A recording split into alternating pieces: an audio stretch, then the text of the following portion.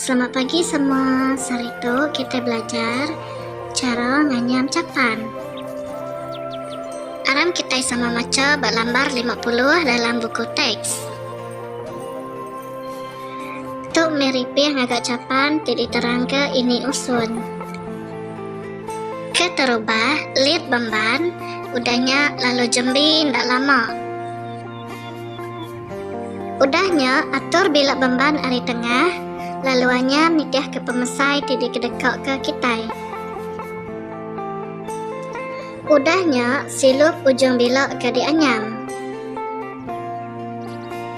Kepenudi ujung bilak ke udah disilupnya lalu dibingkai ngenak wi. Jadi, aja pelajar kita seritu uji gagak latih bak lambar 46 dalam bab activity. Terima kasih.